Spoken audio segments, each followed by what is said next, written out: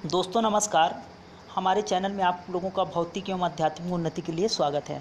कोई भी बात बताने से पहले दोस्तों मैं चाहता हूं कि आप हमारे चैनल को सब्सक्राइब करें और बेल को ज़रूर टच करें, ताकि कोई भी हम जानकारी आगे जो देंगे वो आप तक हम पहुंचा सकें। दोस्तों मैं आपको एक ऐसी साधना बताने वाला हूं जिसे साबर साधना कहते हैं, और कोई भी समस्या हो, चाहे भौतिक जगत की हो चाहे आध्यात्मिक जगत की हो, आपको प्रभावी रहेगा ही, जिसे हम सर्व समस्या निदान अचूक साबर हनुमान साधना कह सकते हैं। देखिए दोस्तों, साधना विज्ञान की एक सतत प्रक्रिया है जो नए मनुष्य के निर्माण के लिए आवश्यक है। भक्ति साधना शक्ति के साथ साथ त्याग तपस्या तथा बल का अद्भुत स्वरूप हनुमान जी को माना गया है। वह किसी भी देवता में नहीं पाया जाता। जैसे कि आप लोग हनुमान जी को जानते ही हैं कि शास्त्रों में आपने पढ़ा है और बड़े बड़े काम आप लोगों ने सुना होगा। जो भी व्यक्ति सफल हुआ है कोई ना कोई साधना संपन्न किए रहते हैं, लेकिन मैं एक ऐसे साधना बताने वाला हूँ जिसे मैंने स्वयं संपन्न किया है और मैंने इसे अचूक इस पर प्रभाव देखे हैं। देखिए दोस्तों, साधना मंगलवार या शनिवार के दिन आपको शुरुआत करनी चाहिए, क्योंकि हनुमान जी के लिए दोनों दिन ही श्रेष्ठ माने गए हैं। और ये साधना के बारे में आपको बताऊंगा कि इसका विधान कैसा है। सबसे पहले तो आप समझे कि इसका ब्रह्म मुहूर्त से शुरुआत किया जाता है, सूर्योदय के पहले, जैसे कि 4 से लेकर 7 बजे तक। और दिशा आप पूर्व या उत्तर दिशा ले सकते हैं। और इसके लिए स्थान रहेगा नदी के किनारे, वट वृक्ष या घर का एक कोना ही ले लीजिए। आसन आपको शुक्रवार के दिन, अगर आप शनिवार करते हैं तो कहीं से लाल आसन आप जुगाड़ कर ले। और माला के लिए आप तुलसी माला या रुद्राक्ष की माला ले सकते हैं। भोजन आपको सात्विक करना चाहिए और अकेले शयन करना चाहिए।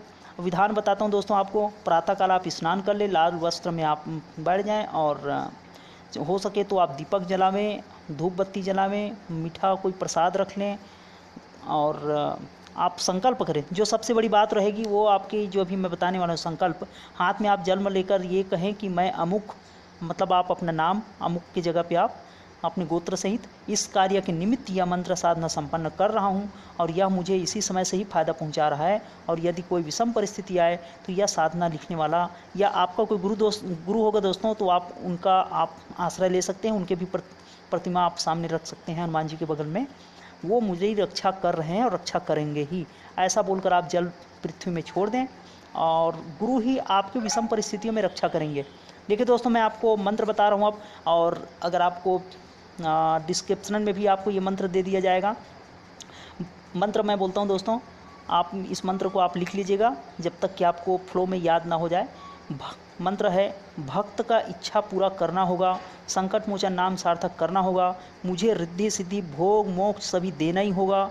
आपको सिया राम जी का शपथ है, अंजनी और पवन देव का दुहाई है, आपको मेरा काम करना ही होगा। साधु संतों और भक्तों की वास्ता, अगर आपने मेरा काम नहीं किया तो आपको इंद्र का वज्र, शिव जी का त्रिशूल और श्री हरि का चक्र लगे। मंत्र जाप करने से पूर्व हनुमान चालीसा भी पढ़ सकते हैं दोस्तों आप।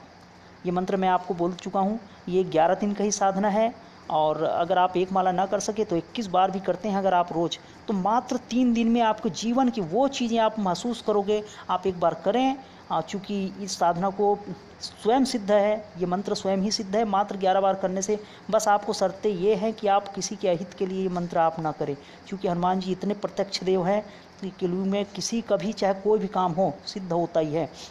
विशेष बात है दोस्तों, कार्य सिद्धि होने के बाद गुरु दक्षिणा का, जो कि जिसको भी गुरु मानते हैं आप उसके यहाँ जाकर या उससे मिलकर आप गुरु दक्षिणा दें, या जिस गुरु के बताए मार्ग से ये कार्य सिद्ध हो रहा है उससे आप जरूर संपर्क करें और उसे दक्षिणा अवश्य दें।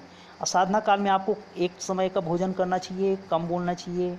और दोस्तों, ये हनुमान साधना जो है परम पवित्र साधना है, आप ब्रह्मचर्य का जरूर पालन करें।